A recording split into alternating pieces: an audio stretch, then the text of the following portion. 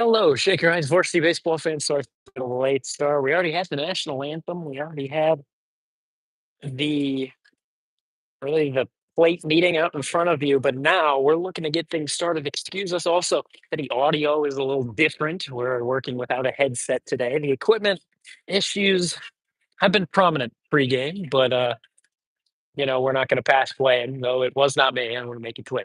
So here today, Shaker Heights back out on the road. We're also not going to have a pre-game little introduction. We're just going to get right into the action due to us being late. So Shaker Heights here today, starting things off on offense. Of course, they're on the road, another turf field with an outfield that is just the regular grass, just like University School's field from yesterday. Shaker Heights coming out of that loss from yesterday in Hunting Valley. 4-1 was your final. But Shaker Heights' main problem was getting the bats going, and they didn't get them going much at all until that third inning where they got one run through. That was all they had for the remainder of the game. First pitch taken by Nate Landover for ball number one. Nate Landover, the one that has been seen in the last couple of plate appearances, coming up and swinging it early. That time, different little look for him. Behind him also due up will be Michael Coxon. And here, as I say that, he'll take the swing. He'll be sending to the bullpen out to the left side of the third base line. Thank you very much for tuning in. Vaughn Ullum on the call here from the Solon Comets baseball field. As we said, turf infield. It's going to be another different look for Shaker Heights, unlike their home, which is all grass, all regular dirt. Makes scheduling with weather a pain. They're called strike one on the outside half. So now he's in a 1-2 spot. But yeah, Michael Coxon due up behind him, and also in the three spot here for the top of the first could be Aaron Neiman. Once again over at short here. Once again, another game getting a start by the sophomore. And here called strike three on Nate Landover. So as we said, typically the aggressive swinger this time holds off earlier. And at first it started off well, but after that, called strike three. Michael Coxon now, and once again the catcher. We've seen Braden White typically in that spot. Today it's going to be Michael Coxon once again, as Braden White still dealing with that shoulder injury he sustained from the hockey season. Right now, out in Beaumont, the Beaumont School, Shaker Heights softball taking care of business as well. They are 9-4 right now, leading that game.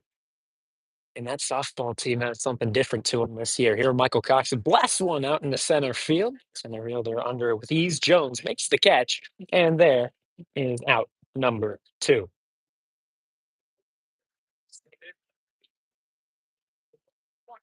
Shaker Heights and Solon, your typical Northeast Ohio rivalry. However, not GCC opponents anymore. When Shaker Heights was coming in, Solon was heading out. They kept in for just an extra year compared to the others, but after that 1 year was up, they ended up leaving. So now they're off in a different Northeast Ohio league, and they're called strike one on there in Neiman. And the new batter, again, someone that Shaker Heights needs to see get going early this season. As we said, going to be that Will Tagan kind of player if they can let it happen. And so here, oh, that one, did it get it? No, it just got out of the way. That one ran right into his lower half area. Luckily, that time, just able to get out of the way. No harm done. Just barely missed him. So now we're going to do it at a 1-1 even count. Two away, no runners on. 0-0 score here in the top of the first. Shaker Heights' offense needing to get something going.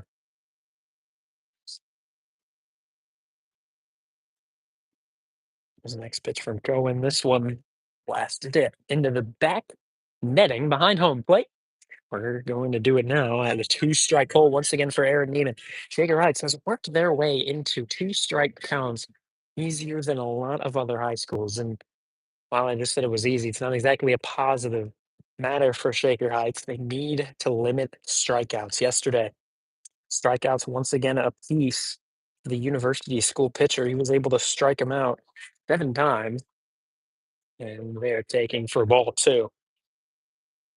Excuse me, 6 times. But there have been games where that number has hit the double digits, and Shaker Heights just cannot let that happen. The softball team, on the other hand, right now up 10-4 out in Beaumont against the Blue Streaks. Shaker Heights here against the Comets.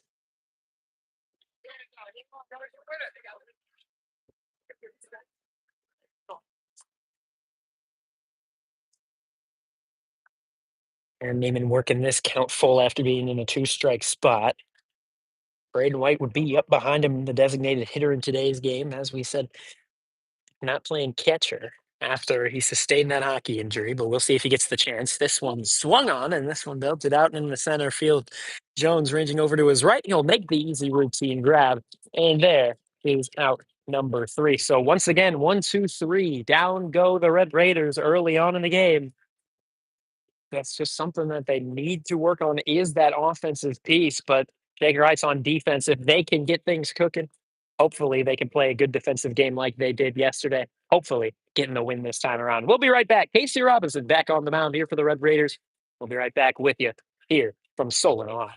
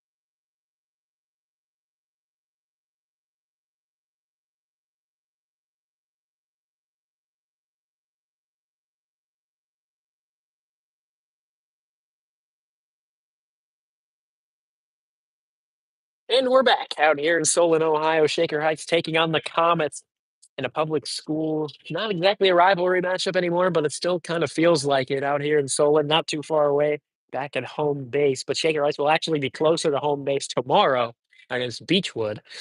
And that's going to be an afternoon game. Tune in back here at noon. That is, of course, weather depending. Here, first pitch in there for strike one. Casey Robinson was meant to get the start against Lake Catholic and actually get the start he did on Tuesday, but of course, with the mid-game interruption, delaying, and then eventually postponement, we didn't get to see him yesterday, which was the original plan there. A swing and a miss from Casey Robinson, once again already pounding it in the strike zone.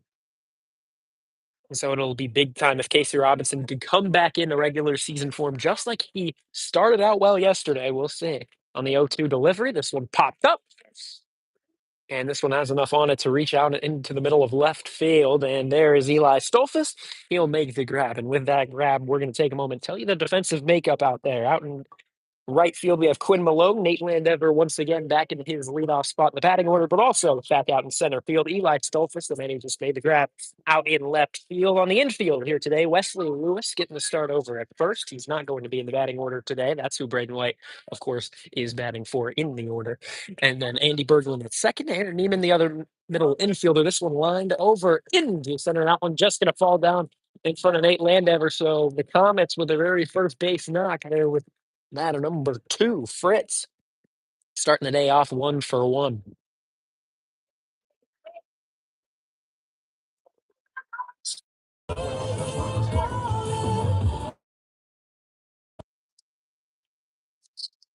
Well, yeah, Fritz will start things off over at first. The rest of the defensive makeup, sorry, the hit kind of interrupted things. They're Neiman over there, shortstop.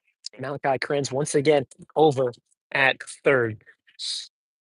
Behind the plate again, as we mentioned earlier, Michael Coxon in the 2 spot in the batting order, right behind the plate for today. Casey Robinson right now as the batter in a 1-0 spot here. A liner over off in the right. No one's doing his round its way over. And an easy single. Theranis on The knock right past Wesley Lewis. Just couldn't really get anything on that from Wesley Lewis. Couldn't make the movement quick enough. And so Shaker Heights already in a little bit of a tough spot. Two runners on, one away here in the bottom of the first inning. Now the batter, Fam, number 13, in the cleanup spot. This one fouled back. I'm going to fall back onto the concrete behind the bleachers where we and the camera currently sit. Casey Robinson, oh, excuse me, now up to 8 pitches. With this one fouled off once again. He has him in an 0-2 spot. Casey Robinson last season, and in his scrimmages actually in specific, he did rather well against North Ridgeville, but just like Jeremy Silver, I mean, Shaker Heights struggled against General McLean, and they were able to get 6 earned runs off of him, 4 walks, 8 hits allowed to the Pennsylvania squad in there. Strike 3 called on Fam, and that's a big time strikeout here with the 2 runners on, and hopefully that gets his momentum right back. And so Shaker Heights now needing another one.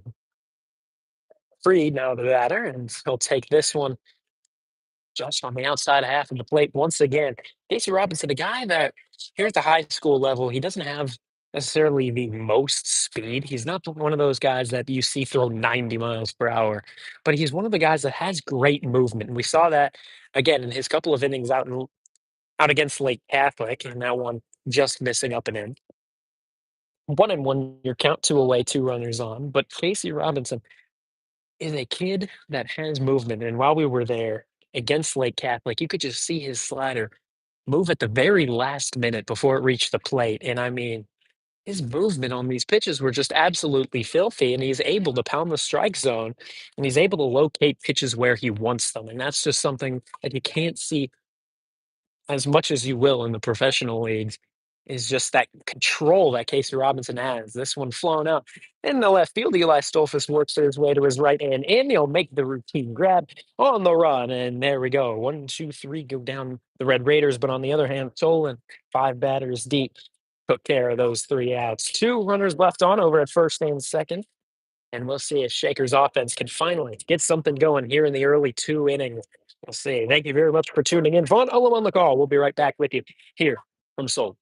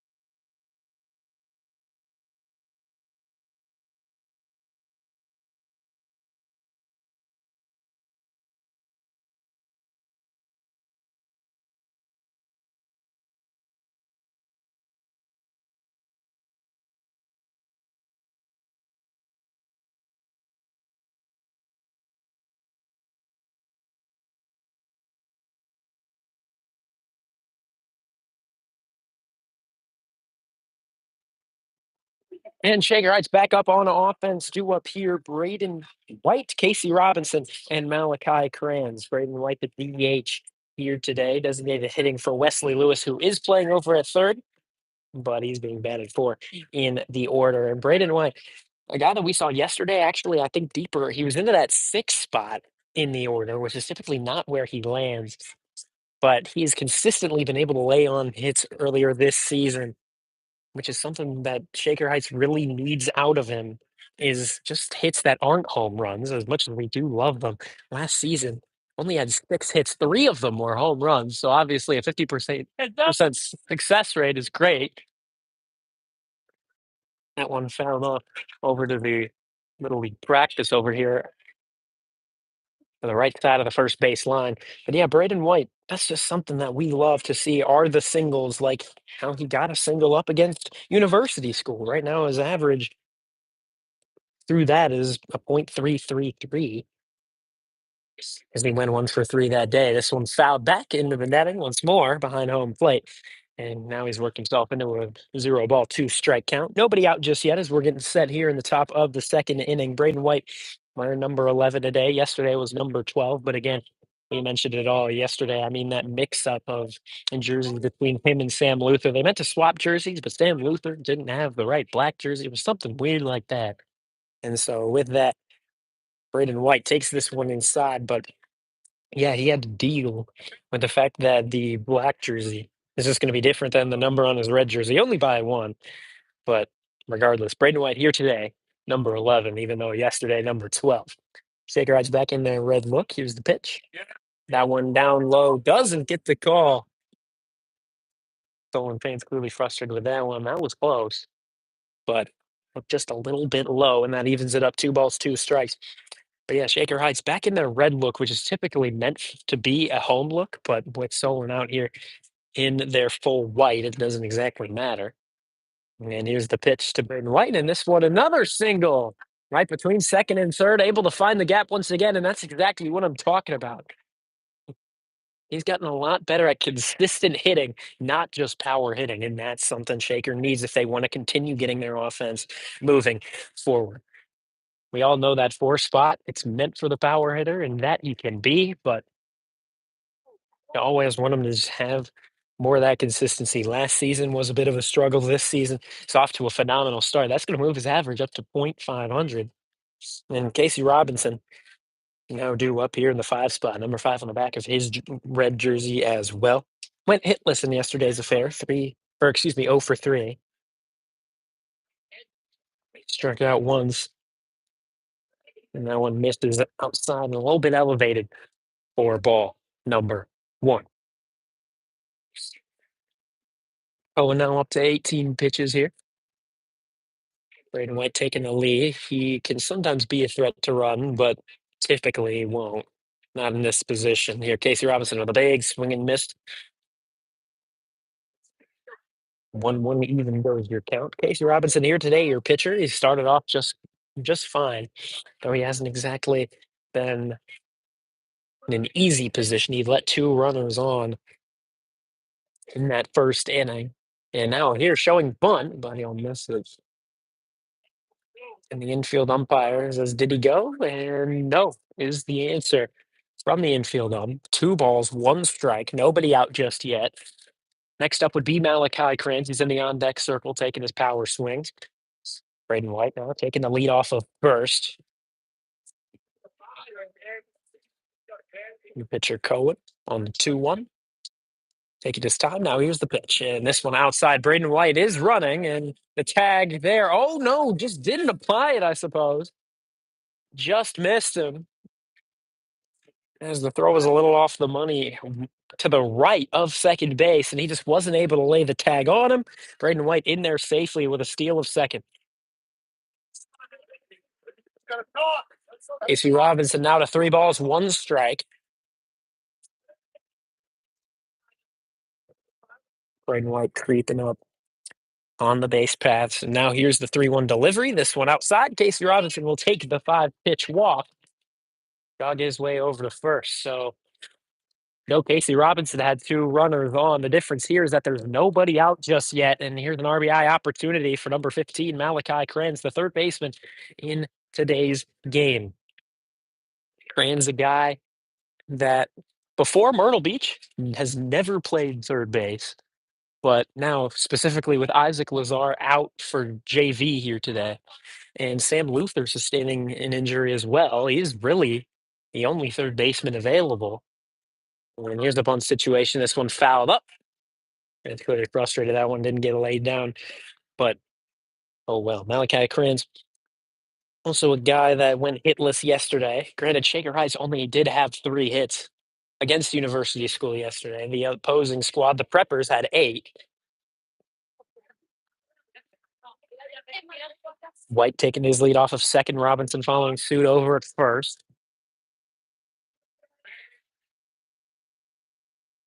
And here's the 0-1 Crans planning to bunt once again, and this one caught.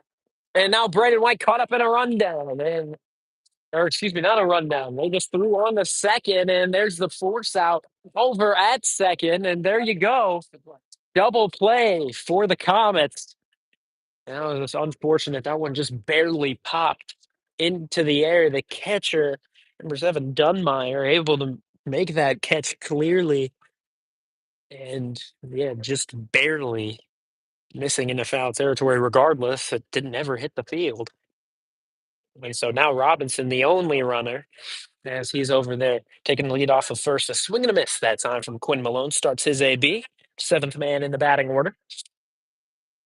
Right fielder in today's game, though we have seen him pitch. We have seen him out at first as well. And Quinn Malone takes this one inside, almost ran in and got him the front of his jersey. Luckily, he's able to evade it.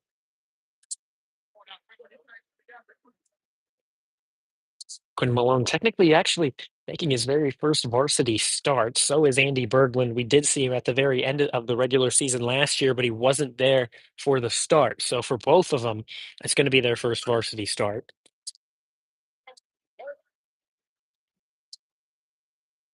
And we're going to get some good ABs out of him here. Quinn Malone right now in a 1-1 even count, 2 away, 1 runner on. It's Casey Robinson now stealing as he'll bowled over to second. Laying on the bunt with 2 away was Quinn Malone. But that one fell back into the netting. Casey Robinson had to run immediately. 1 ball, 2 strikes, 2 away here in the top of the second inning. Shaker Ice only with 1 strikeout to do the very first time through the order.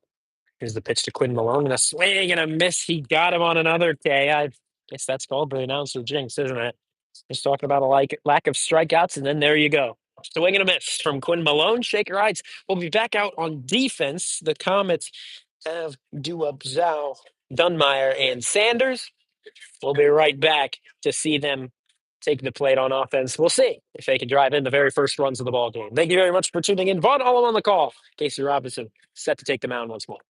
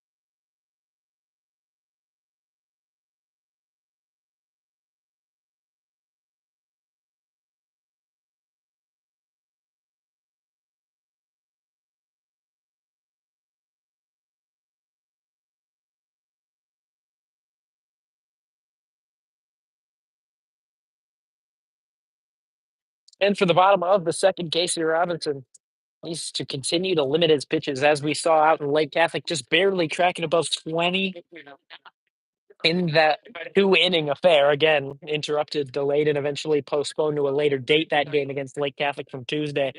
But Casey Robinson, though he faced 5 batters, only laid down 12 pitches, 10 of which were strikes.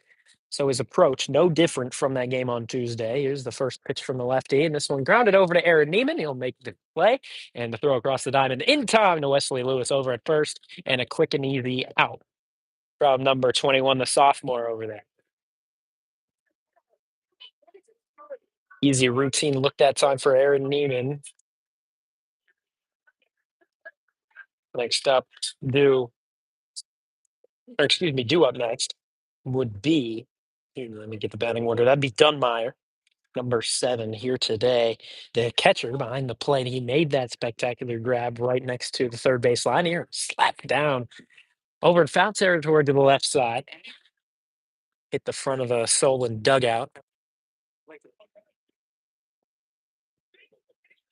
Gray overcast overlooking the baseball field out here in Solon. Haven't exactly had sunny conditions, but hasn't exactly been the most chilling. Here, another routine grounder over there, Naaman, and once again he'll make the perfect throw on to Wesley Lewis, just like he shows in practice. Makes it look that easy. And so with that, there's two away, courtesy of Aaron Neiman on the grounder. We'll see 3 times the charge. Casey Robinson with two quick outs, only throwing 3 pitches, gets the 2 outs, all of which were strikes. Here, a swing and a miss, make it 4 back to back to back to back strikes. We're going to start this one out. 0-1, your count. The final man the second to last man in the batting order, number 9, Sanders. The lefty deal. Here it comes. That one a bit upstairs. Once again, I get to call that the commentator's jinx. They're laying down the first ball. 1-1, even goes your count.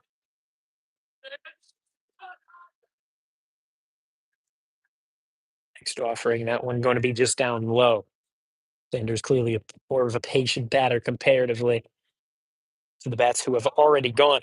Taylor Heights has been swinging a lot, and that's just something that the Red Raiders coaches just really expressed that they needed to do in that very first scrimmage in Myrtle Beach. This one upstairs on Sanders. Starts him off 0-1. Now worked it to 3 balls, 1 strike.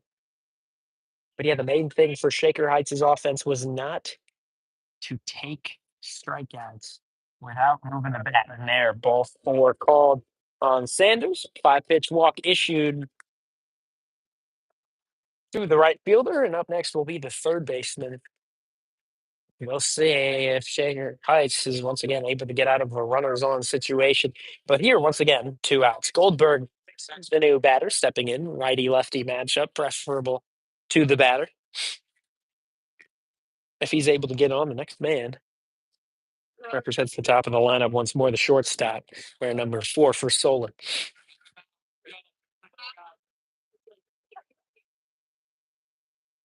Casey Robinson once again laying in strikes. As we said, no different of an approach. Though this last AB really hurt him in the numbers. They were a bit of a late swing and a miss.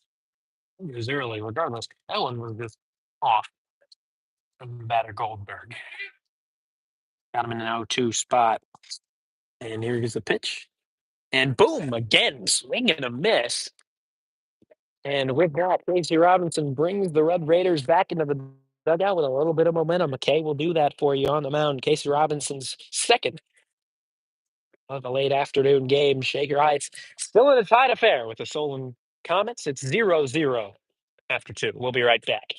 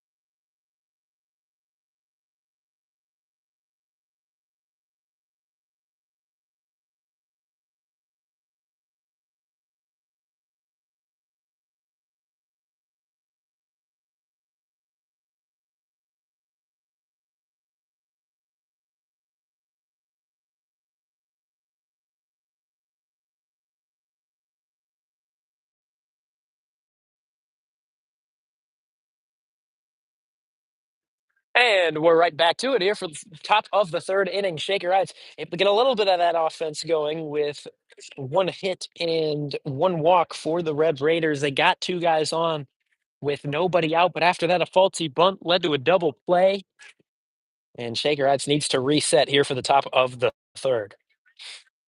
New up here, Eli Stolfus, Andy Berglund, and Nate Landever. Landever representing the top of the order. Here, Eli Stolfus takes this one in just a bit inside. Solon fans once again frustrated with the call. But what can you do? One ball, no strikes, nobody on as we're just getting set here for inning number 3 of 7. Cohen, pitcher that likes to take his time. Here's another one inside.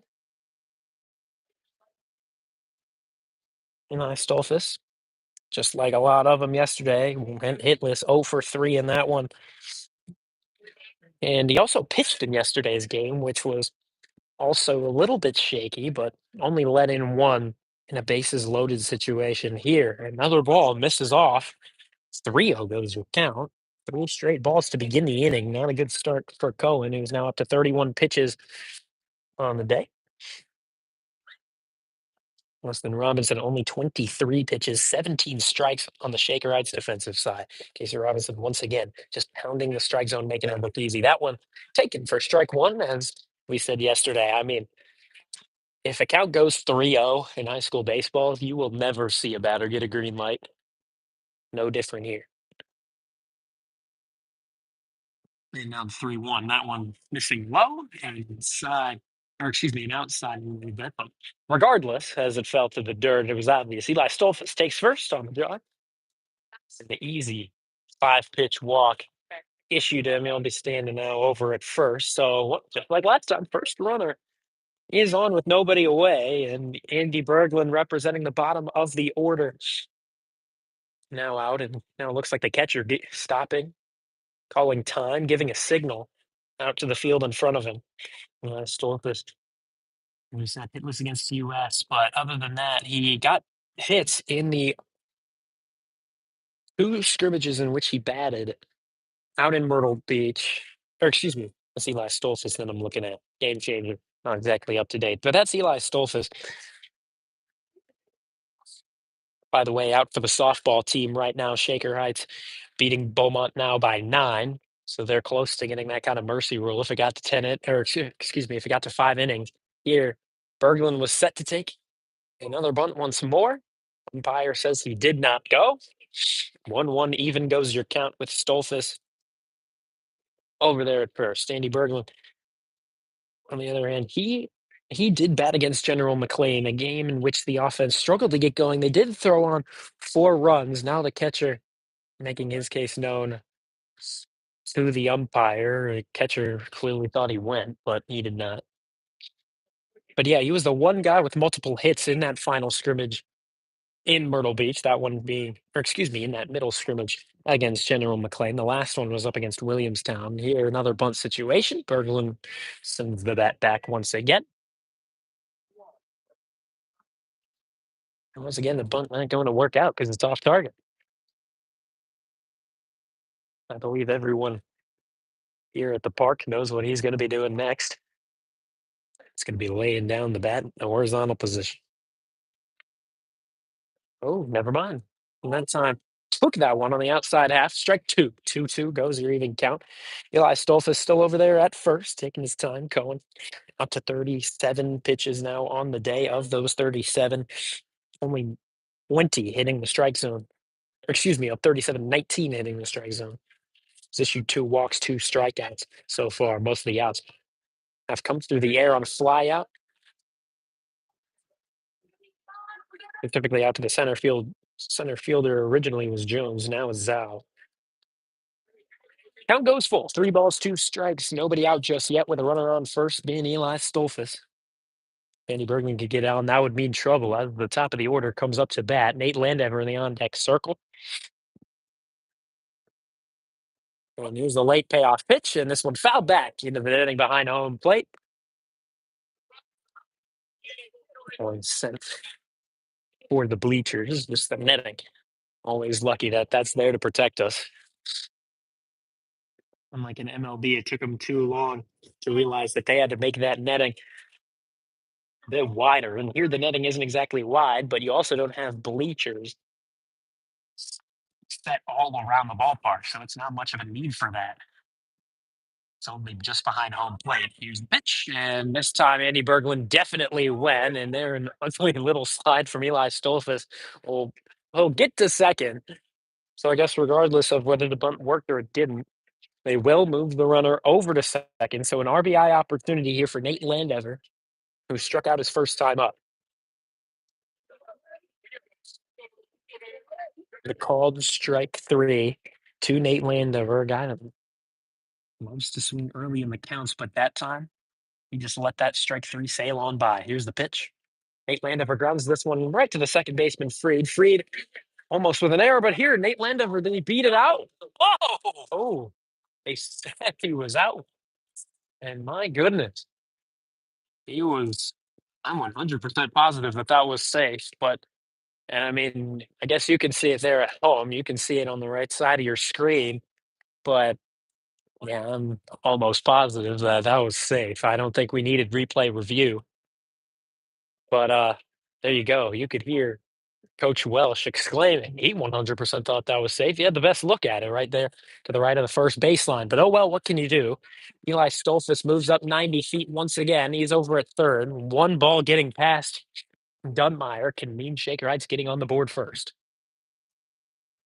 Solon 1-2 on the season. They've lost back-to-back games against Brecksville, Broadview Heights. Here's the pitch. Michael Coxon, a tapper, and that might be in prime position. And the third baseman's unable to pick it up. Coxon with an RBI, maybe an infield single, if that's what you want to call it. I mean, no one was going to be able to get to that in time. So there you go. RBI number one. Shaker Heights takes the lead here in the top of the third inning. So it will be a bases excuse me, Michael Coxon over there at first. Going to say bases empty. Not the situation for Aaron Neiman here. Coxon over at first now. Aaron Neiman to keep the inning alive in a two-out position. Cohen still taking his time on the pitch. And Cohen could use a pitch clock.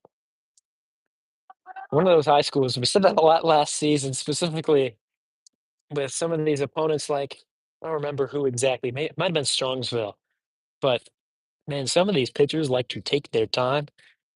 And if they were ever to make a collegiate career or a professional career out of it, they would struggle. This one popped up over to the left side. That one might fall foul. Won't get it. Ooh, great catch made by number 4 Springer, the shortstop here in today's game, bolting over just barely into foul territory to the left side of the third baseline, makes the grab, and there is out number 3 here in the top of the third. But the deadlock broken on Eli Stolfus coming in to score on a Michael Coxon infield single. Shaker Heights and Casey Robinson coming back out to the field. Thank you very much for tuning in. Vaughn Ullum on the call here from Solon.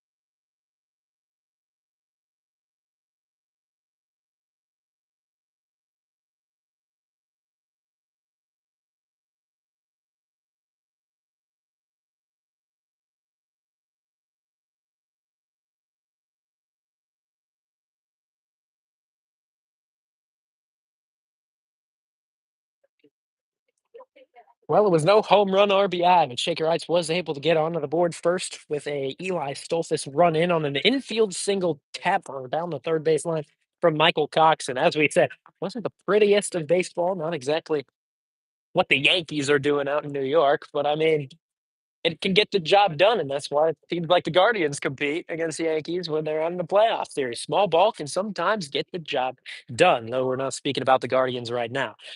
Shaker Heights right now up 1-0. First pitch just misses inside, I suppose, from Casey Robinson.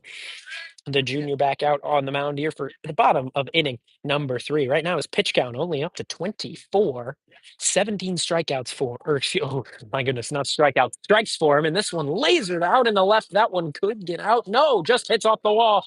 Even Stolfus gets there. He'll make the throw in. Oh, they're going for the triple. That might be a faulty move. Here's the tag over at third. They call him safe. Thought he tapped him on the head there. But yeah, he ended up going for that extra base. It worked out for him there on a line around in the left from Springer, who's now 1 for 2 on the day.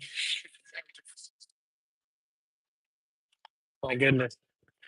And now it looks like the man over at third, a little bit hurt after that one. Got time called. We got a little bit of equipment and a wrapping over his right arm. Now it looks like we're all right. Casey Robinson now in a difficult situation with the threat over at third with nobody out. Can't let one get by him, or else it's a tied ball game. That's Michael Coxon's mentality behind home plate. Fritz 1 for 1 on the day. Casey Robinson can't let him go 2 for 2, or else he'll sack an RBI. Here's the pitch, and this one's sent back into the backstop behind home plate. 1-1 even goes your count. Nobody out just yet. Fritz the batter. I thought that was close there over at third. Just barely beating it on a good slide. Was Springer. Casey Robinson's next pitch. That one upstairs got him with a high swing. And that's going to be strike 2. Man. You know who really struggled with upstairs stuff was the Shaker Heights softball team early on in Myrtle Beach. But as we can see right now, bottom of the 5th, they are doing just fine. Here, a liner out in the left. That one going to fall in front of Eli Stolfus. RBI coming in from third. And just like that, in the blink of an eye, we are tied with back-to-back runs there in the top of the 1st. And now here, Solon tacks on one in the bottom of this 3rd inning.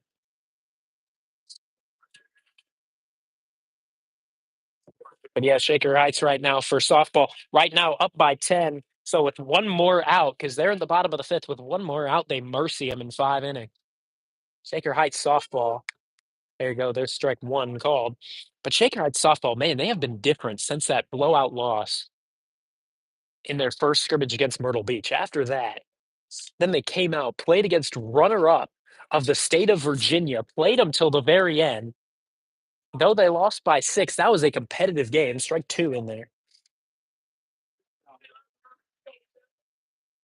But now they're out here mercying Beaumont. And here a tapper over to second, turn 2, opportunity. Aaron Neiman on the throw, and he's going to beat it out over at first, but there's one away. Can't clear the bases just yet. Is that one going to be ruled as a fielder's choice? As Serranis, they're on the fielder's choice. He'll technically be going now 1 for 2. They're not going to rule that a hit, as they got the force at second. Casey Robinson now 31 pitches deep, 24 strikes, 12 batters faced, 1 walk, 2 strikeouts. And he gave up 4 hits so far. That's the main concern. This one sent foul over to the left side. A tapper on the ground. We'll see if that resumes for Pham. Pham went down on a strikeout as well, his first time up. 0-1 to begin his count once again. Serranis taking his lead, and this one going to get through just past Aaron Neiman. And he tried to make a dive for it, not allowing it to get behind him, but get behind him it did. And Nate Landever brings it back in. Runners at first and second now with only 1 away.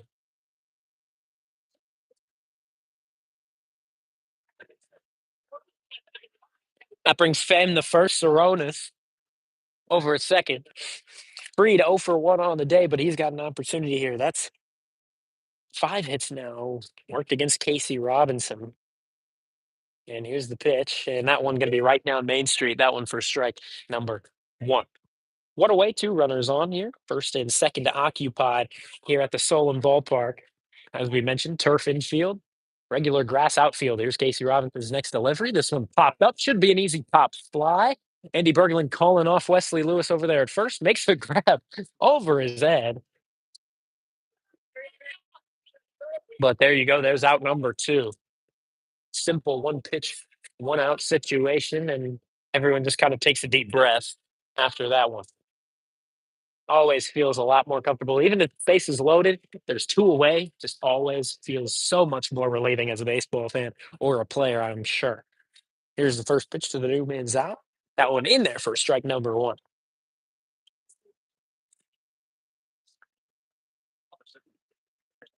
Casey Robinson pitching well so far. When he was up at the plate, he was patient as well. That one in there up on the upper half for strike number two. But Casey Robinson will get his crack at things. He's due up in the next inning. But yeah, he walked his first time in the strike zone well, which is good from a pitcher's standpoint, but also from a hitter's standpoint. And here, it's proven helpful. This one inside for ball number one, narrowly misses out. Out there in the right-handed batter's box. Lefty righty matchup favoring the hitter. He's out 0 for 1 on the day. Robinson checks the runners. Now he hits one lined out in the left. That one's gonna be safe. Just foul. He calls it down the third baseline. That was close. That's as close as it gets, ladies and gentlemen. I mean, even the umpire behind home plate, he's giving a little smile because he knows that if that was fair, that should have added two more runs to the board. And holy cow, Robinson lucky to be getting this one. Still at a tied ball game, 1-1. Your score, the count, 1 ball, 2 strikes. Robinson resets off the mound. Ferraris off of second, Pham off of first. Here comes the pitch. This one off. That one a bit too elevated. And once again, Shaker Heights pitching, having to deal with a loud student section behind home plate. It's nothing like university school. They were even heckling myself. And that works into a payoff pitch situation. 3 balls, 2 strikes. It goes full. 2 away, 2 runners on. One more ball that will load the bases with one more strike. We got out of this one in the tied score 1-1. Casey Robinson, pressure situation. Here comes the pitch. And this one sent foul over off to the right side. That one going to be just wide and into a little bit of mud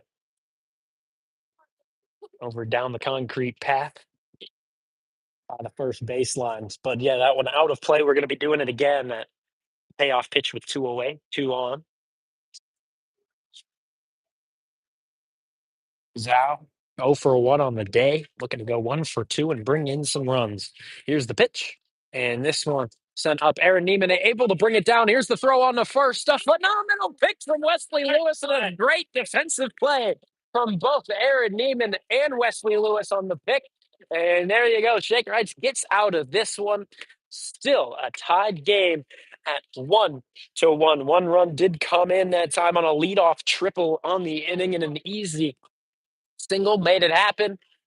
But yeah, now Shaker Heights needs to get that run right back and try to reclaim their lead. My goodness, what an effort by Aaron Neiman to close out that inning. And we're going to step aside. Thank you very much for tuning in. Vaughn, on the call here from Solon, Ohio.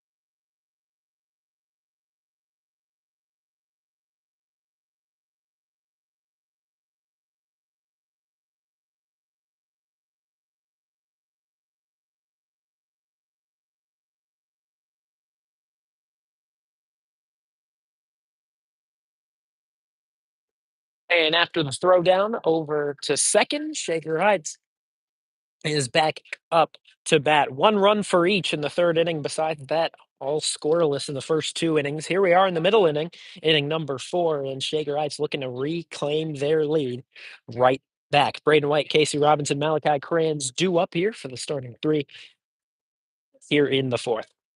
Braden White, a guy that was able to single his first time up, but then got picked over at second on what was a weird bunt double play that happened. Malachi Cranes laid down the bunt. It popped up. Catcher caught it, threw back over to second while Braden White was already halfway over to third. Easily got the out over there at second, and that was just somehow a weird little double play.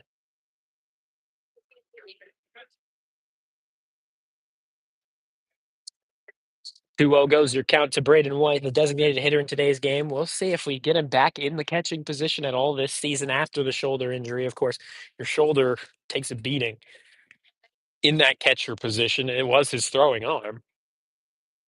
Here's the pitch on the 2-0. That one catching the upper half.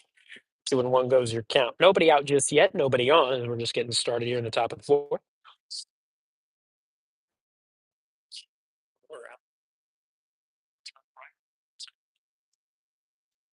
Casey Robinson in the on deck circle. This one a tapper over to third. This one gets right past him, hits off the glove, and Braden White easily getting over to first. That should be ruled as a fielding error over by the third baseman.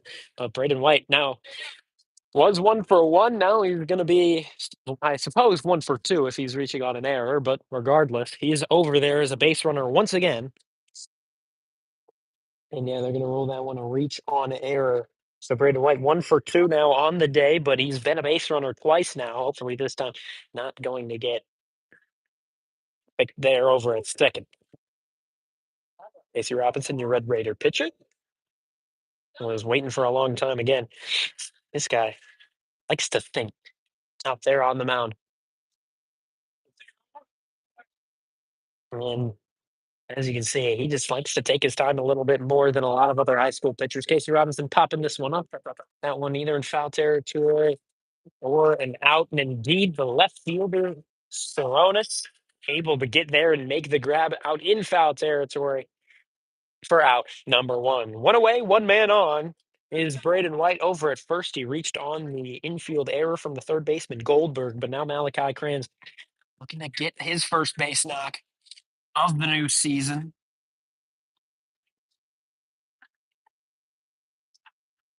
Just like a lot, he went hitless in that game with a strikeout to his name as well. And here's the first pitch to Crans. That one going to run in. And could have sworn that hit him.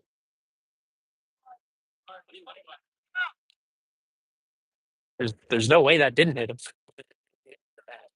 Unless the umpire's now discussing, did it hit the end of the bat? I suppose is that question.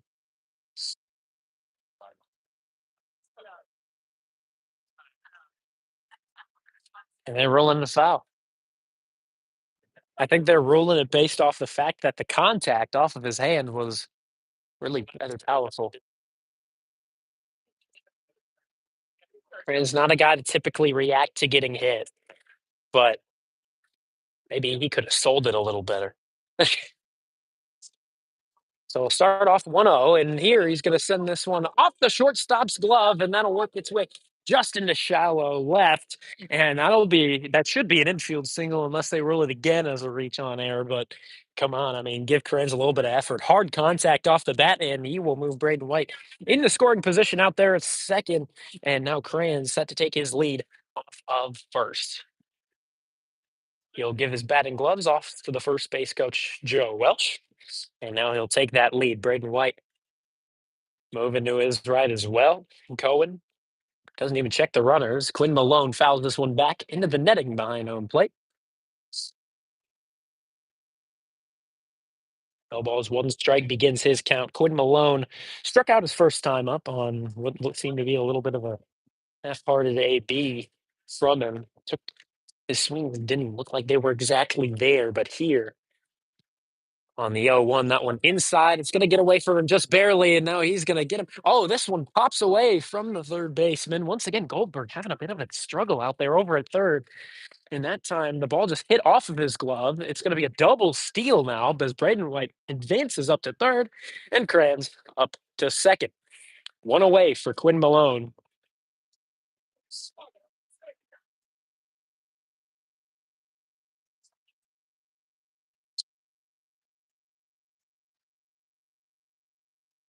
One ball, one strike to Quinn Malone. One away, two guys on in scoring position. Eli Stolfus would be up next. Quinn Malone takes this one up high and away for ball number two. Malone, one of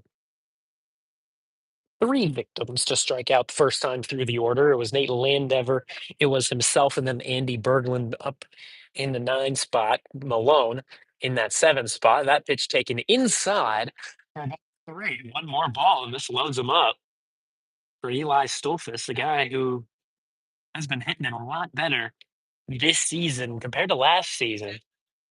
Keep in mind, only a junior. We'll see how he comes out next season as a senior, and we'll see if he's even more dominant in the pitching aspect. Here's the 3-1 pitch, and that one taken in for strike number two. So you know what that means. We're going to count it down. 3 balls, 2 strikes, 1 out. Here, 2 runners on. Braden White taking his lead off of third. Kranz following suit at second. RBI opportunity here for Quinn Malone. Here's the pitch from Cohen, and he'll take that one. Oh, and late called strike 3. Quinn Malone decided to hang off of that one, and he'll take the lazy jog back into the dugout. So now a little bit more of a clutch situation for Eli Stolfus, and we'll see how this one goes. It's 2 outs, 2 runners on, and we'll see how the left fielder, typically out in right, but today a left fielder with Leo Pevnik still out in New York, or so we are told. And that pitch taken inside upstairs for ball number 1. Kranz and Braden White each reaching off of a bit of a faulty piece of fielding between the third baseman and the shortstop. Granted, Braden White did reach on an error. I suppose we're going to rule Kranz as an infield single. And this time a pickoff over at second. Kranz able to slide back in head first and get in safely. Kranz typically a guy that likes to get the pitcher in the back of his mind when taking his leads. He doesn't exactly like to play it safe. That's just his mentality. Here's the next offering to Eli Stolfus. This one fouled back into the netting. If we didn't have the netting, that one might have slid right into your camera. Luckily, not the case. 1 ball, 1 strike, 2 away, 2 runners on. Here in the top half of the 4th inning. We're almost to that halfway point here in Solon. On a good old Friday evening game. Cohen on the 1-1 delivery. Eli Stolfus takes this one upstairs. Andy Berglund would be up next if he gets his chance. He's once again at the bottom of the order. But regardless, right now, Casey Robinson has been pitching once again pretty spectacularly on the defensive side. But Shaker Ice right now just really needs to start backing up the pitchers with some swings of the bat, especially in these clutch kinds of situations. This one just getting past the second baseman. They're going to go for Kranz over to home, and he'll slide in safely. It scores 2. Braden White in from third. Kranz amped up as he comes all the way 180 feet in from second. And Shaker Heights takes their lead back 1 inning later, and this time doubles it up. It's 2 runs instead of the 1 that they had originally. 3-1 now your score. Shaker Heights in the lead here on a RBI single, a 2 RBI single, excuse me, from Eli Stolfus, who now takes the lead off of first. Andy Berglund, second baseman in today's game. Sitting in the right-handed batter's box. First pitch to him. He'll pop this one up. And it looks like it's going to just barely miss the roof of the Red Raider dugout. And out of play, it goes behind it. Berglund, as we said, really the only guy that could get hits against General McLean in that spring training game when he was up against North Ridgeville in the one spring training game at home, or I suppose in Ohio, I should say. He went 1 for 3 that time. If we're counting all of those 3 scrimmages in which he did that, he's got a 429 average. And that's why he's back in the order here today. This one fouled off over to the right side. Shaker Heights now with a 2-run lead. 3-1 your score. 0-2 your count to Andy Berglund with Eli Stolfus over there at first. Cohen up over 50 pitches. Let me get the exact number for you here. Up over 60. 64 pitches now for Cohen. Of the 64, 36 hitting the strike zone. Not the best of ratios. 2 walks issued, but also 4 strikeouts for him. So far, giving up only 1 earned run. Here's the pitch, and that one going to catch, and Andy Berglund knew it there for strike number 3. And though he was able to stay alive with a couple of foul balls, there we go. Shaker Heights with a 2-run top of the 4th, and Shaker Heights already with a better offensive output than what they had yesterday in Hunting Valley. Here today, Shaker Heights leading by 2 as we head into the bottom half of the 4th inning. Casey Robinson set to take the mound once again. We'll be right back with you. Vaughn Olo on the call.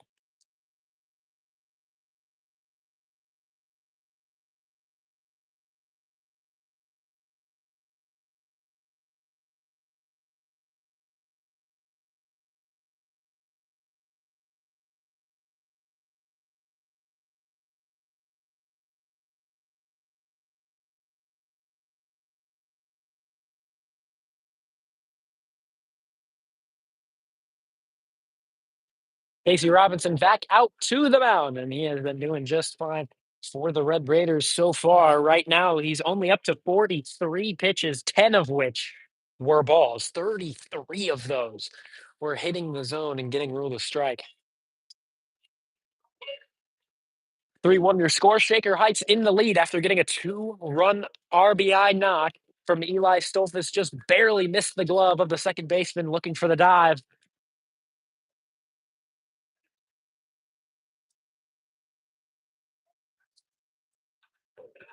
And right here, Casey Robinson looking to lay on some more into the strike zone. Here's the first pitch. He does just that, right down Main Street for strike number 1.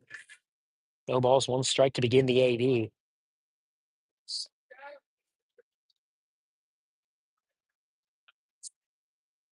Baker Heights so far has kept Dunmeyer rather quiet behind the plate. He had that great double play chance off the bunt of Malachi Cranes, but other than that, he's 0 for 1.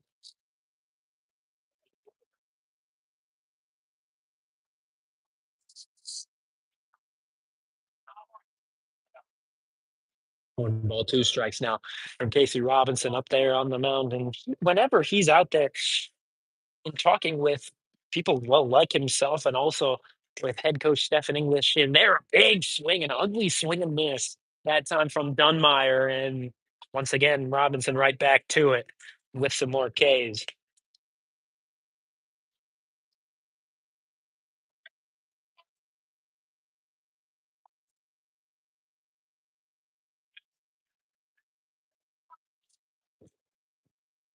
Is Robinson still yet to get to that 50 pitch mark, and he'll take 49 with a swinging strike.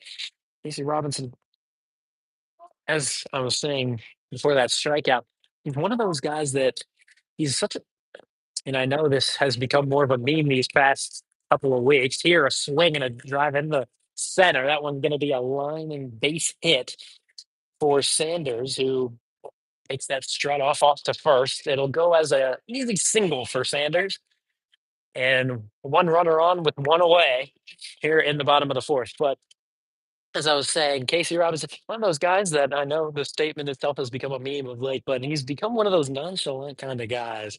One of the guys that comes in and he just plays his game without thinking too much of it. I mean, here's strike 1. That's the kind of mentality we saw out of guys like George McGinnis. So Casey Robinson, clearly one of those guys who is just absolutely dedicated here to the game of baseball, and someone that can honestly go to college for the work he has put in over off seasons And there the pickoff from Michael Cox and the guy back in safely. Sanders head first slide back in. Goldberg right now 0 for 1, 0-2 the count. Here comes the pitch, and this one low and inside. Trying to get him with some inside cheese that time on the pitch. Fortunately, not able to go fishing.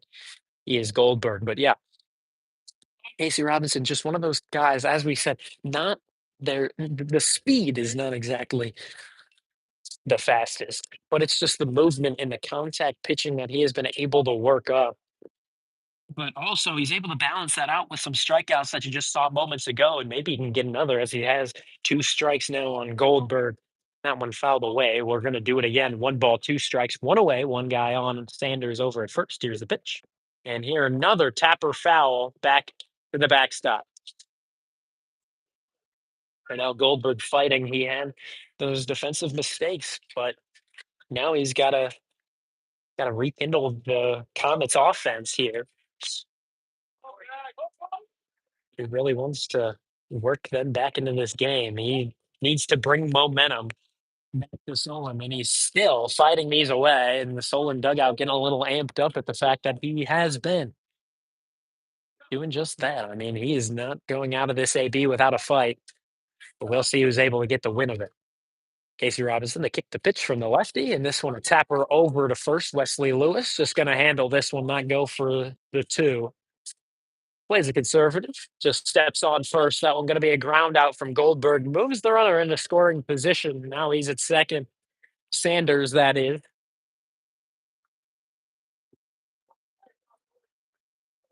And so Casey Robinson with another runner in scoring position, but once again with 2 away. Looks like a shift now on out in the outfield as Quinn Malone just rushed over to his right, our left. Ooh, that one taken for ball 1, just very, very close. But yeah, Quinn Malone again over in right field. Nate Landever over in left, and Eli Stolfus just a bit further into left field. Man, they're a swing and a miss. But yeah, if this one goes opposite field, Shaker Ice might be in trouble. And that would be out to right field. So if you see the baseball hop off his bat in that direction, you know to worry. But this time it will go opposite field. Andy Berglund unable to pick it up off the turf dirt. And here the throw in, it will score the man Sanders from second. And just like that, the deficit cut in half from 3-1, 3-2. Now your score.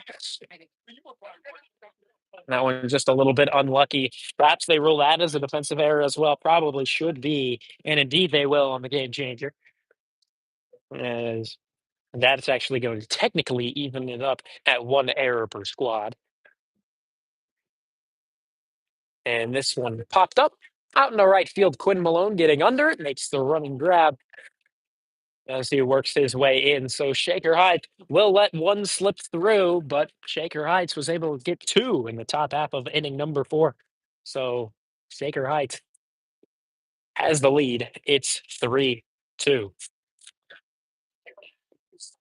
So I know it's not exactly how we typically do this. I'm going to be sitting down talking to you. We're up here in the bleachers here at the Comet Stadium. Typically not the way we do things, but here's the name of the game out here in Solon. Shaker Heights, once again, a bit of a slower start on offense, but luckily Casey Robinson with another great performance out on the mound was able to keep Solon at bay for a while as well. Both teams, however, woke up in the 3rd and the 4th innings. And as the scoreboard says, right behind where your screen is pointing at me, right behind you, is the fact that Shaker Heights and Solon were both able to tack on 1 run in the 3rd inning. Then Shaker Heights came out, took that lead back with a 2-run performance. After that, Casey Robinson did let 1 slip, but Shaker Heights still holds on to a lead here.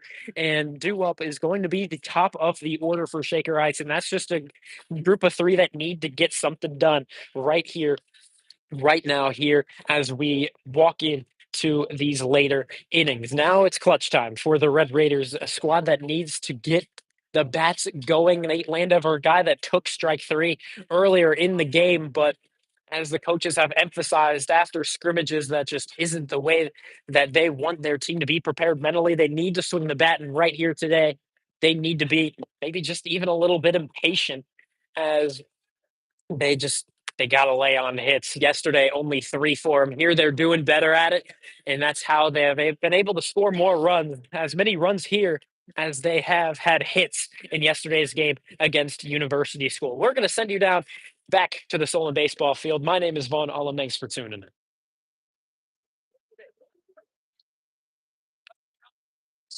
Nate Landever due up the left-handed hitter out there in center here today.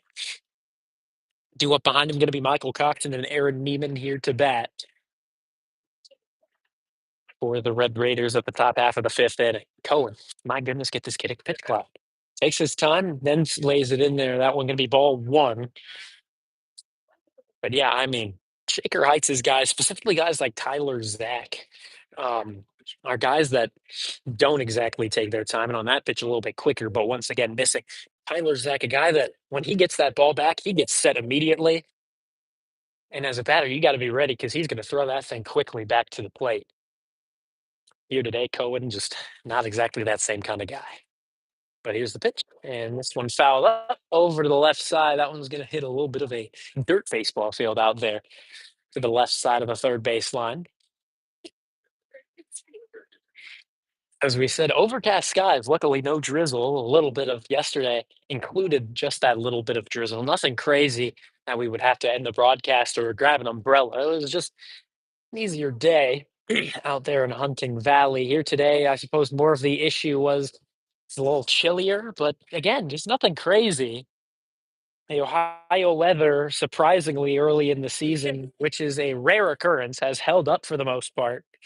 Tomorrow, maybe not the case, as we're looking at the weather app. It's supposed to be 95% chance of rain. Of course, it's going to be a noon game if they have it. Here's the pitch, and Nate Landover fouls that one once again right back into the right field area, shallow right field of that dirt field, the left side of the third baseline. So we're going to do it again. Another payoff opportunity here for Nate Landover. 3 balls, 2 strikes, nobody out, nobody on. Here comes the pitch. That one taken down low. Nate Landover starts things off with an easy walk. And now Coach English must have been a little late, as you can see him at the bottom of your screen. Now he's going to make his way over as the third base coach to the left side of the third base line. You can hear the Solon coaches. I was saying something to him about it. Head coach English all smiles. Nate Landover taking the lead. He's always a threat to run over there off of first. He's a quicker guy. And here's the first pitch in there to Coxon, and indeed taken for strike one. Coxon, the guy to get the first base knock out in Myrtle Beach, actually came off of a Nate Landover walk. So hopefully we can get a little bit of deja vu with something like that. And here, this one down low, and Nate Landover was off to steal either way. And well, when we get that little break here, as we get that one set back, let me tell you the story of what happened out in Beaumont. Beaumont, there in the final, it was supposed to go at a mercy rule if Shaker Heights had gotten that one final out. They did not, and Beaumont was able to lay on one more run to keep the next inning going. So what did Shaker do? Well, they put on 8 runs in the next inning. So they're up right now 22-5 out in Beaumont, and it's not mercied. But man, the Blue Streaks might be wishing that they let that run not go in. Oh, well, Shaker Heights in a much different position out here at the baseball field in the Solon. Tight game right now. Nate Landover off of second. Shaker Heights only up by 1. Michael Coxon sends this one over to the shortstop, and it goes right off the bottom of his glove. And once again, another defensive error by that left side of the infield that keeps outs away. And I mean, runners at the corners with nobody out here in the top of the fifth. Aaron Neiman set to take the plate here. RBI opportunity for him with runners at the corners, no way. And at first, the scoreboard said it was number 27. They get that corrected. Indeed, that's number 21. Nope, number 27 is on the Shaker Heights baseball team.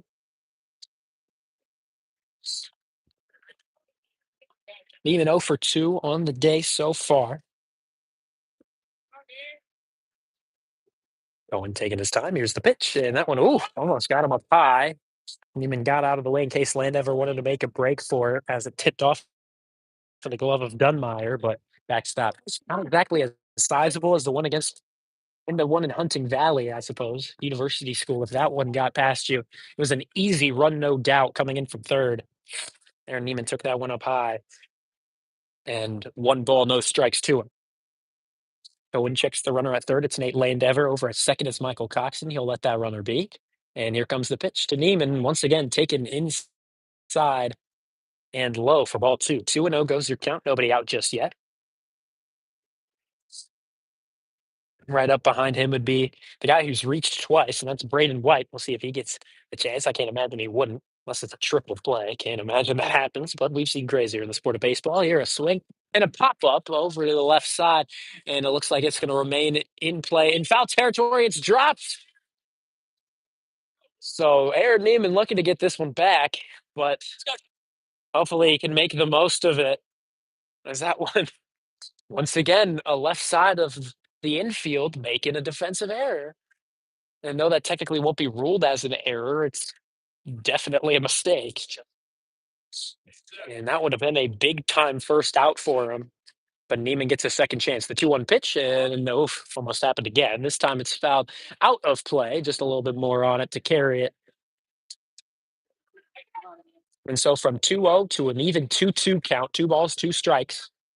Nobody out just yet with 2 runners in scoring position. Michael Coxon over at second, Nate Landever taking his lead now off of third down the third baseline. Braden White would be due up next. Shaker hikes up by a run, looking for more. Here's the pitch, and that one down low. Neiman, a patient at bat. Left-handed hitter, righty-lefty matchup to the advantage of a hitter. Owen might take his time on this one. Big time payoff pitch right here. If not, leaving bases loaded for Braden White would be a big time, could be a big time mistake. Here's the payoff. And this one, tapped foul off into the netting behind home plate. Could have been ruled a ball. That one was close, but Aaron Neiman didn't want to take any chances. Could have been ruled low, could have been inside. We won't know, but luckily we won't have to stress about it. Once again, we do it at 3 balls, 2 strikes, 2 runners on. Owen waves away the first pitch. Now he'll get what he likes.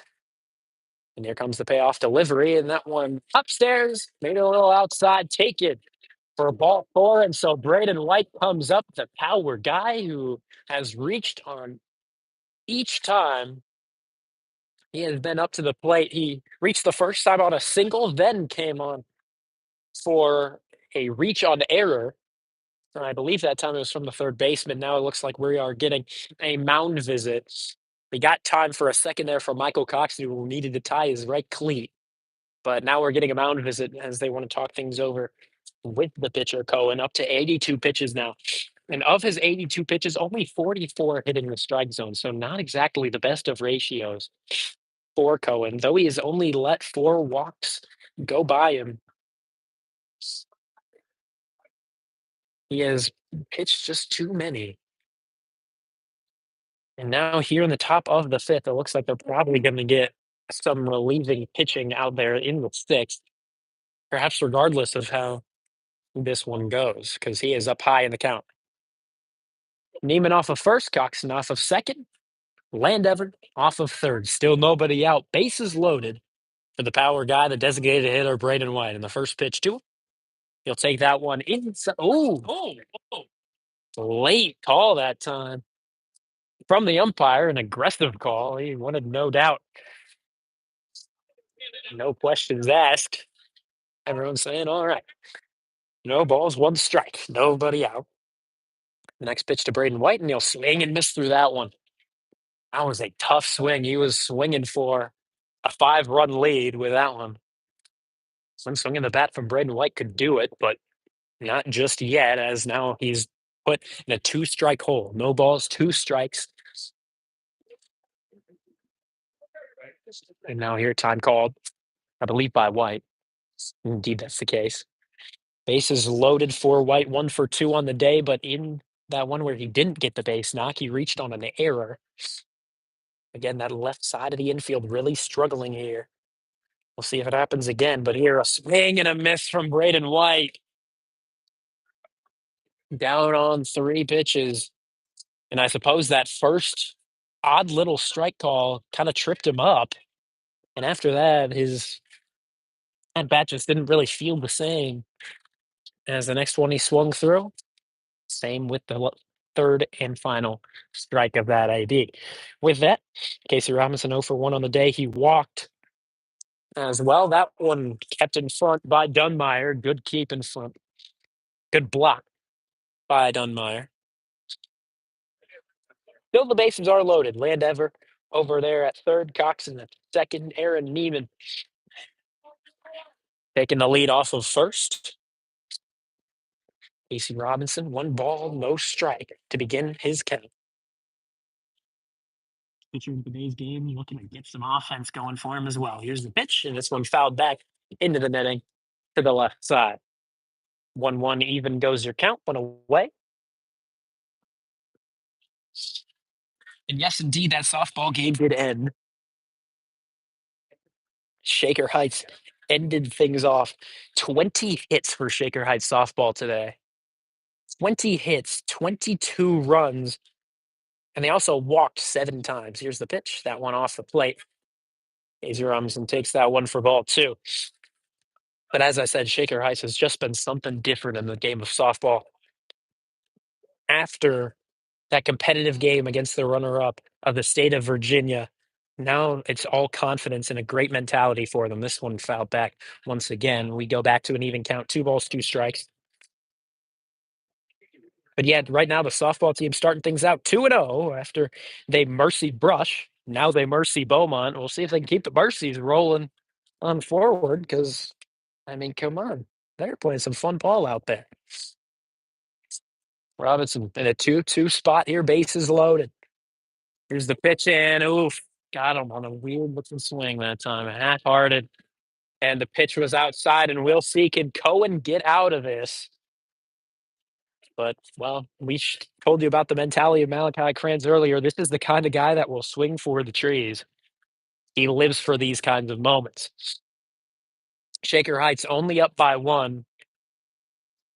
They would love some more insurance to the scoreboard. Bases loaded, 2 away. Kranz 1 for 2 on the day, and there we go. That one back off the catcher's gear. Starts it off 0-1. Shaker Heights dugout trying to make a little bit of noise. Of course, with guys like Andrew Burley and Connor Adams graduated, the dugout life needing to find its own spark that the graduates used to hold. Here's the next offering to Kranz, and a swing and a miss. And with a swing like that, he is swinging for the trees.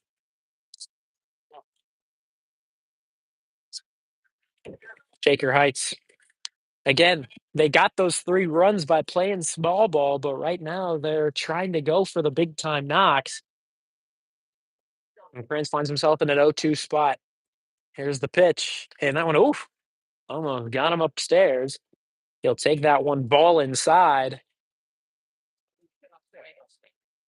Kranz thought he got hit before in his last at bat, but they ruled that it just went off the bottom of the bat, I suppose. And with the loud noise, you can understand where the umpires got that ruling from.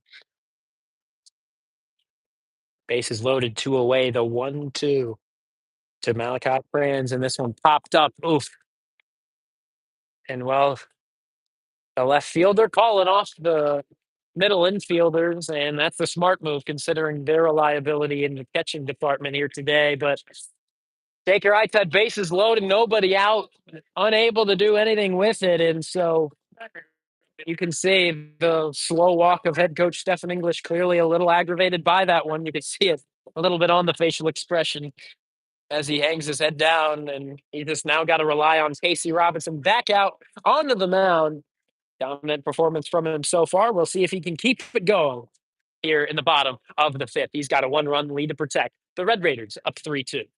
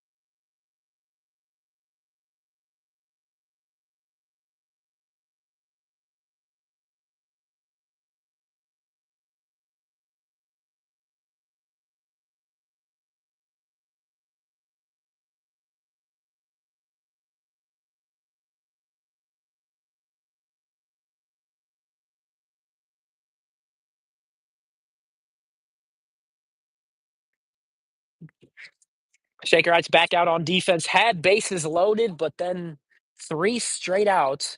And ooh, you got one of those crayon bats out there for the new batter, number 11, starting things off is Saronis. Number 11, a little purple crayon bat. Not something you see too often. But here's the pitch, and there, another little swing and a miss. One ball, one strike. Was just hearing from the grandparent of Cohen that Casey Robinson, he has been pitching phenomenally, and that's from a fan of the opposite squad. He comes up to me, he asks me during that break here, in there for strike two. Comes in, he says, "Who is this kid out on the mound?" And I'm just like, "Listen, he's something special. That's Casey Robinson out on the mound." And he said to me, "Well, he throws a lot of strikes." And I'm like, "You're telling me." I mean, here we go. A tapper off to the shortstop, Aaron Neiman. And here he's got to make a hard throw happen. Wesley Lewis unable to make the pick as it sails into foul territory. And so that might be ruled as an infield single, though. That was a tough play to make. We'll see how they rule it. But yeah, now Casey Robinson, speaking of his strike rate to ball ratio right now, 63 pitches, 49 of them hitting the strike zone. And I mean, in high school baseball, that is something different. And he's only a junior. I mean, come on. Senior year, he's going to be lethal. That one just barely missing. Ball one. Aronis now taking the lead off of first. Here's the pitch. And that time, once again, missing inside. Pham, the new batter, 1 for 2 on the day. He knocked one into the field, but also struck out his first time up. Hopefully, he's not awaking into this game. Aronis with the lead off of first. And that one called ball three. And I don't know where he thought that missed. One must have been somewhere. Maybe elevated? I do not know. And so a 4-pitch walk issued. Wow. I mean, that one just kind of stunned everybody out here at the park. I mean, again, not sure where that one exactly missed in location. Here in the top of the fifth, we're getting a mound visit, or excuse me, the bottom of the fifth. Getting a mound visit here.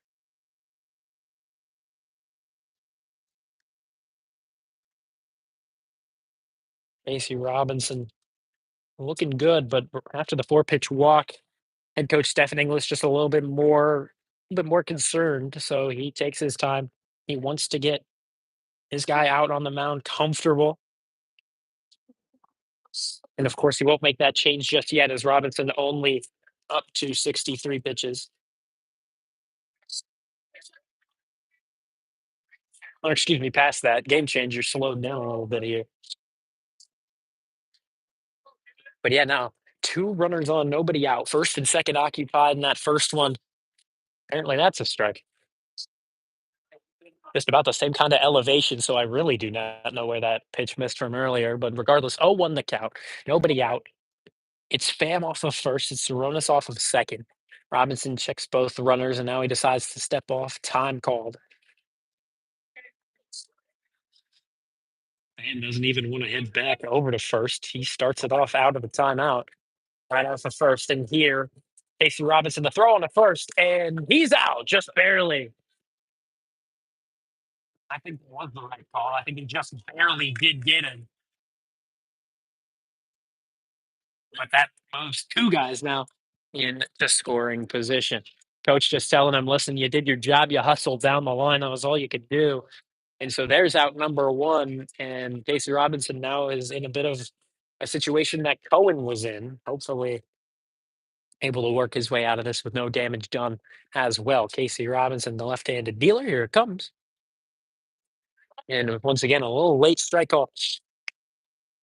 And now, if that one wasn't elevated, now I really do not know what that pitch from earlier was ruled as. And again, it missed somewhere, but oh well. And now this one sent right back up the middle. It'll hop off of the mound, and that one going to get through. It's going to score 2 as Landover's throw comes in, and Solon, just like that, takes the lead from down by 1 to up by 1. And Shaker Heights now might be thinking back to that bases loaded, no out situation in which they couldn't get anything. Now that proves costly. Solon up 4-3 now. Zhao off of first. Dunmeyer, the new batter, and he'll take a pop at that one. Andy Berglund was off covering second, and now his throw much too late over at first. That was just poor communication from the Red Raiders that time. Just defensive mistake that time. Casey Robinson wasn't able to go for it, and Andy Berglund was over off covering second. So bit of a late jump for him to go make the play on the middle infield grass. And once he got to it, Dunmeyer was already at first. So now it goes to number 9, Sanders. 1-for-1 on the day with a walk to his name as well. The 8-hole hitter has had himself a day, but here he'll swing through strike number 1. Zhao on second, Dunmeyer on first. One away here in a now 4-3 ball game where Solon leads. Here's the pitch, and this one tapped back into the body of Michael Coxon. And now it looks like he's going to go out to talk to Casey Robinson even after getting it into an 0-2 hole. Coxon, patting him on the chest, just, I suppose, telling him, listen, man, you just got to take it pitch by pitch. And Casey Robinson hopefully settled down. Again, Sanders is a guy that's had himself a day. Robinson needs to shut him down here, but here a tapper over to third. Cran steps on third. The throw across the diamond, a hard throw and a double play from Malachi Kranz. Big time double play. Kranz feeling. And now we're back. Hopefully, avoiding connection issues. We should be back now.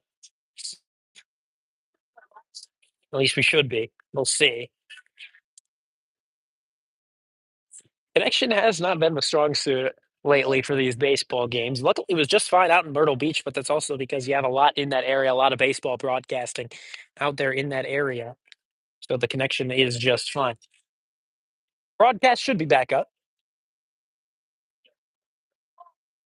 1 ball, no strikes. 2 outs, and 1 runner on second. That one just catches the outside half. The umpire hasn't exactly been the most consistent. What has been consistent maybe is the inconsistency. Tyler Zach warming up in the Red Raider pen. That one just misses.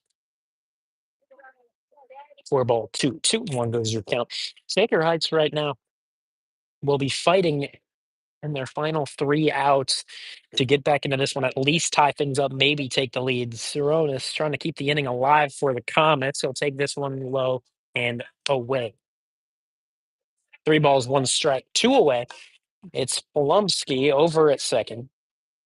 Excuse the stalling of the broadcast. Now we're back here at the Solon Comets baseball field. A bit of a hefty lead from Polumsky. And now here, swing and a miss. The Comets guy knew that could have taken a better hack at it. He smiled over to the near side, but he's got to lock back in for this one. Payoff pitch with 2 away. Runner on second. Casey Robinson with his 88th.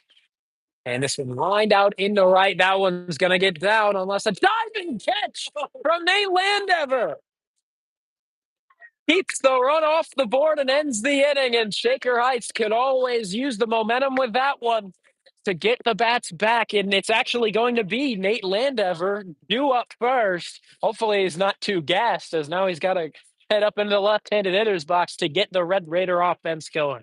Holy cow, what an effort from the center fielder. I thought that one was down for sure. And the coaches now in a little group with smiles on their faces saying, man, can you believe that? What an effort from Nate Landever. We're going to step aside. We'll be right back to it here for the 7th and final inning of offense for the Red Raiders. 3 outs to get it done.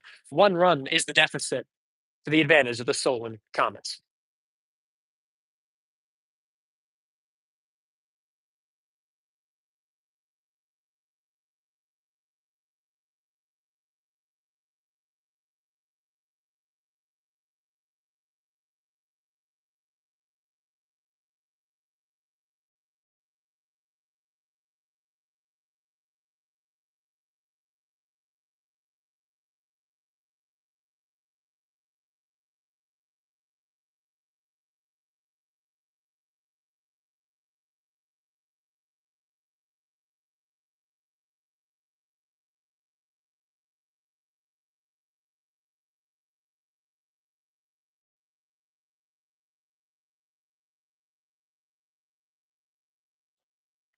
Still under overcast skies. The rain has held off. And so we have had just a little bit of darker baseball, but it's still a pretty solid game here today. A little bit of back and forth on the scoreboard. And Shaker Ice right now is in clutch time right now. Nate Landever, a guy who just made a clutch defensive effort out in right center, making a diving catch, collapsing to the grass to make the play for the final out of the sixth inning. And now here Nate Landever in the left-handed batter's box to try and get Shaker's offense back on. Due up, it's going to be Landever, Coxon, and Neiman. Each of them going to try to keep the offense alive. Here's the next offering to Landever. Landever sends it right into that same kind of area. And here, the right fielder gets him right back. Running grab out in right field, and there's out number one. Shaker Heights with two more outs. He gets something up on the board. It's Michael Coxon due up now. Landever now 0 for 3 on the day. He did have a walk, or excuse me, 0 for 2 on the day. He did have a walk, but he also struck out. Aaron Neiman's going to be up next. He's due for a hit, but yeah, Cran's talking to him before things get started. Maybe telling him what he's saying. And here, Coxon with a tapper right back to the pitcher. Pitcher with the flip on the first and easy out number two. One pitch, one out there. Serves Michael Coxon down, and he'll take that lazy walk back to the dugout. And now Aaron Neiman, the last guy to keep it alive for the Red Raiders here in Solon, or else they'll be heading back home 0-2 in their game against Beechwood tomorrow if the weather holds there. First pitch to Neiman. Neiman takes this one down low, ball one. And that's what they need right now from the Red Raiders is the patient hitting. Yes, the pitches that they swung at were good, but right now you can't just swing at anything. Aaron Neiman, the kind of guy that can get that through for the Red Raiders. And this one's sent up the middle. The shortstop bobbles it, loses it between the legs. Aaron Neiman going to keep things alive as he is aboard over at first. Braden White, the designated hitter here today. One of those guys that can lay one out to the tree, past the home run wall. We'll see how Aaron Neiman going to play this one over at first. If he decides they might want him to steal, honestly, and get him into scoring position, because then a one base knock and this thing's all tied up. Neiman taking the lead off of first. Checked over by Springer. They're going to stay. And Neiman reached on error. And indeed, that's the right move. Granted, Game Changer has the runners wrong. But what can you do?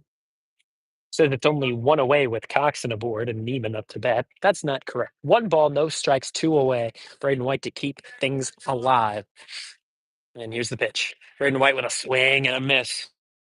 He was looking to take the lead that time. But that's the kind of big swing and miss from that Springer once out there on the mound to try and suck momentum out of the Red Raiders. 1-1 even count. 2 away, Neiman taking the lead off of first. Here's the pitch. That time, looked inside, ruled strike number 2. Coach Stephen English, before giving the signal, tells him to slow things down. Take it pitch by pitch, but Shaker Heights down to their final strike. Neiman aboard at first. They're down by 1. Here's the pitch. Braden White holds on this one. Here's the throwdown over at second. He is safe. They're in scoring position now as Aaron Neiman. Good little bit of running from the quick sophomore.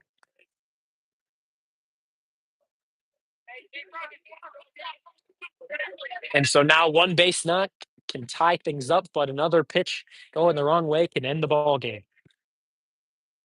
All about how this one's played by Braden White. Watch a moment for him here. 2-2, 2 away, runner on second. Here's the pitch. And that one away. Good patient at bat from Braden White.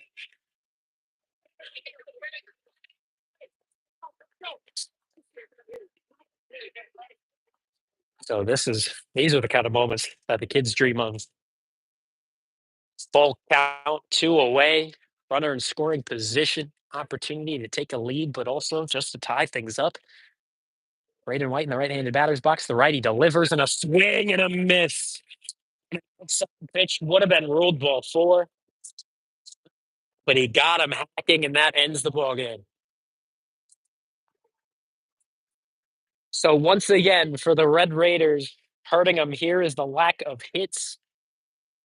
And as they get set for the handshakes, we'll send you right back up here. Again, I know we're sitting down, might be a little more casual, a little bit of a fireside chat if you get the reference.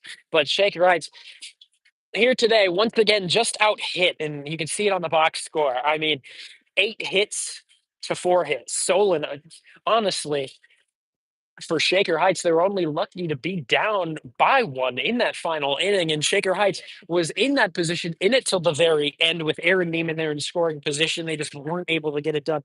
But here today, Shaker Heights did have themselves a pretty solid performance. They will come out of this game in a back-to-back loss position. They're going up against Beechwood, who Shaker Heights has taken on in a joint practice before, is what they ruled it in a cage game. Shaker Heights and Beechwood were competitive in that cage game, but Shaker Heights also in the joint practice from beforehand. Shaker Heights looked like they were to be a winning team if they were to compete, and Shaker Heights hopefully is able to get that victory tomorrow. Again, weather depending. As you see, clouds just barely holding up here. They're looking like they're going to pour down any minute now. We're aware storms are to come in relatively soon. We'll see if they will come in tomorrow morning and hold off the game in Beechwood. In all likelihood, probably will be the case, but we'll wait and we will see. Thank you very much for tuning in. Vaughn Ullum on the call here from Solon. Shaker Heights loses their game before 4-1. They're going to lose this one 4-3 to the rival out here in Northeast Ohio. We will hope to see you tomorrow against Beechwood out in Beechwood. Shaker Heights 0-2 now on the season.